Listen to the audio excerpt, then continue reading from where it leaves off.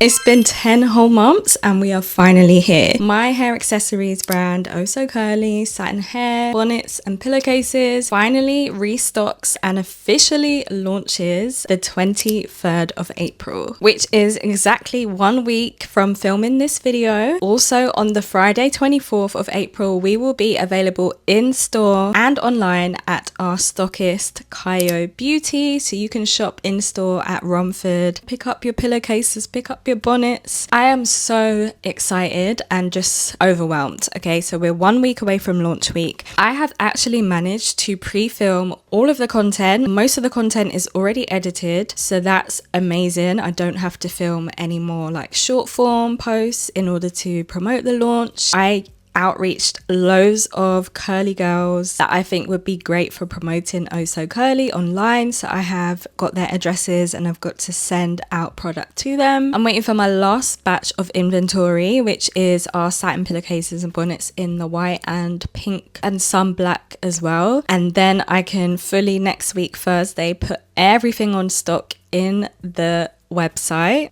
Just finally promote without people not buying because they see it's out of stock or not buying because they see it's on pre-order. So excited to just see the next chapter of Oso Curly. This last 10 months have been a journey, but a fun one too, and I'm so happy that I managed to document that on short form and also here on YouTube. I have a whole series that talks about every single step of the journey. Today also I'm meeting up with another brand owner who is actually the owner of this brand, Holy. I'm going to meet up with her and do some co-working. I also have to feedback my virtual assistant who's done some email campaigns for the launch week, so I need to accept them or ask for changes for them. I also need to do some bookkeeping because I have slacked with that, I'm not going to lie. So I'm going to update my bookkeeping, all of my transactions. So today's going to be a look into pre-launching a brand that you are starting from scratch or you are just launching for the first time. So if you want to see how that goes, come along with me. The new tax year just started and I've made so many expensive mistakes when it comes to tax in the past. Thankfully, I've learnt my lesson and my new routine is to actually submit my next year's tax return from now. I used to, and most people leave it to last minute, but that leaves you with little to no time to have your money ready to actually pay the bill. So if you've miscalculated or have to dip into your savings, you could be left with a tax bill that you can't afford to pay, which has happened to me before and I don't want that to happen to you. So now I'm going to show you exactly how to avoid this using Xero, who is the sponsor of this segment. Xero is a cloud-based accounting software I've been using for around 6 months now, and the first thing I do when I log in is check my bank feed. Everything comes into Xero automatically, which saves me so much time. From there, I'll go through and reconcile to categorize my income and label expenses like travel, software, or direct cost of sales. I'll also send invoices directly through here, and you can literally see when they viewed it and paid, which helps so much with staying on top of payments. The main pro for me is the reports. So I'll check my profit, look at my monthly breakdown, and just see clearly in one accurate place what I've made and what I've spent, and what's actually mine to then budget out and spend. And because I've submitted my 2027 tax bill with HMRC, I now already know how much is due in January, so I can use that number to stay on track and save towards it monthly. If you reach the Making Tax Digital threshold, you can also operate and submit your Making Tax Digital tax returns via Xero too. My top tip to you as a founder is to stop guessing, rely on accounting software to do the heavy lifting for you so that you can focus on more important things in your business. So if you want to try Xero for your business, the offer at the time of making this video is 90% off your first 6 months using the link in description or scan the QR code here on the screen.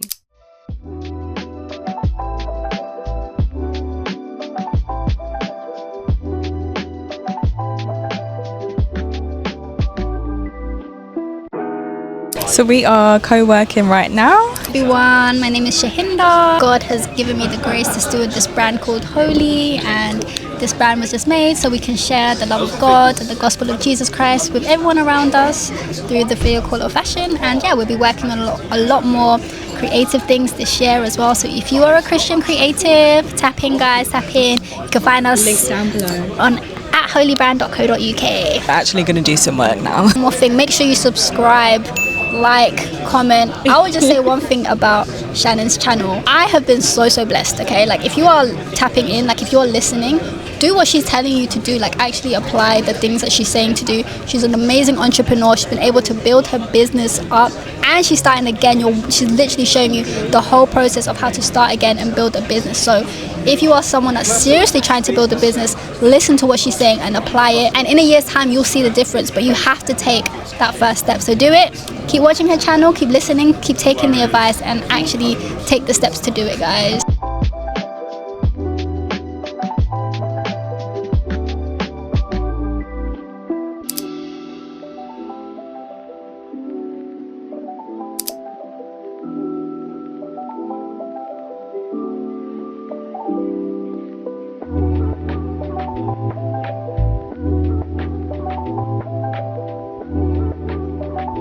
That was such a good meet up with Shahinda. There is so much to do, but I'm just trying to tell myself, you know what, when it's done, and I won't ever have to touch it again for a very, very long time. So it's just a few days, a week of very deep working tasks, and then I'll be free. So let me just head back now, have my laptop. I'm gonna continue working. It's about 5 p.m. now, so I'm gonna go home, eat, continue working, and if I get too tired, I will just continue tomorrow. So I still have today, tomorrow. I need to post the countdown on our Instagram stories because it's exactly a week until launch. One thing that me and Shahinda was just talking about today was two main things. The difference between UK culture when it comes to buy-in versus US culture. I just find that people in America don't think twice when it comes to buy-in. For example, when we did our pop-up in New York, there was so many people just buy-in. They had no idea who I was, no idea what the quality of the fabric was, no idea of anything. They saw it, they bought it. And whereas here in the UK, I feel like you need so many touch points until you get the sales. Just figuring out those touch points and, you know, eventually, hopefully, getting more involved in the US market. But again, it's very expensive because you have to purchase the space, have enough stock, then also pay for your travel and accommodation. Also, just as Christians in business, AI is something that I have found to be so helpful, especially now there's Claude, and I've been liking how Claude can build out like your website design and email designs and stuff. Sometimes I think that we will go straight to AI before we even pray, which is something that I have to tell myself as well, like, no, pray about it first, don't just run to AI. Although I think it's an amazing tool and it has really helped me to be more efficient and faster with the things that I do, but we also have to remember not to rely on that and to rely on the Lord. Let's head back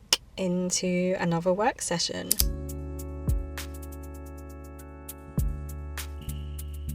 I'll also share with you guys what I've been doing when it comes to outreach and influencers. I made a Asana board just for the outreach for the influencers and content creators. Only thing I'm expecting from gifting these influencers is about 10% of them actually posting. I'm not expecting sales from this. If I get sales, that is an absolute bonus. But the main thing I want to get from this is brand awareness. So more people, more eyes seeing like, oh, what is this brand? I'm seeing it multiple times. I just want to gather the content. So if I can get 10% of the influencers, the UG creators to actually post, and then we can reuse that content, that is amazing. But if we can get 100% of them to post, that's content for like a whole month. Don't be afraid to like repurpose and reuse the same content. For the past 3 years, I've been reusing the same UGC content that I've had from years ago because we haven't really had any. I have actually put in a board for people that I've confirmed that I've sent them a DM and I've separated it. So I've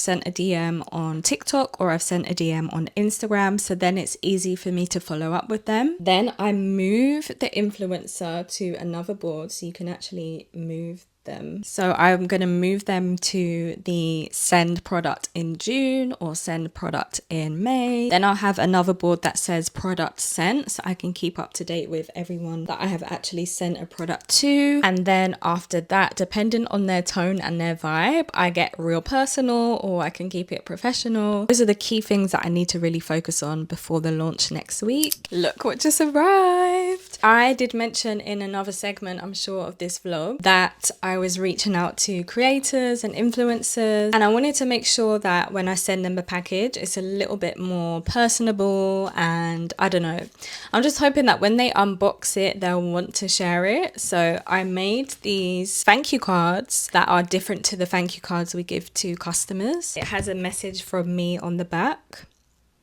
And honestly, a lot of my ideas for this brand have come from looking on Pinterest. When I'm stuck for what to do, I will literally just look onto Pinterest, save ideas, and then alter it to how my brand looks. And I saw that this is like what Kylie does for her brand. I saved that in my Pinterest board. And I think even like Skims does it as well. So they have like a little note from the founders. I think I have like 20 people that have confirmed that they want to be sent the package. I'm gonna have to start packing those giftings. I don't have enough inventory to like give that much away and then still make a profit on the inventory that I have left behind. It's just a blessing because I feel like I've tried this maybe in the past, and then a lot of influencers say they don't want to do it because obviously it's free, you're not paying them. But I think what's worked this time around, and what I would recommend if you are trying to work with influencers and you're not getting good results, is build up your brand. A lot of feedback from even huge influencers that have replied are like, oh my gosh, like I've been following you, or I've seen your brand, or it just looks so good, I can't wait to try. Like they're excited to try. So your job is to make your brand look exciting.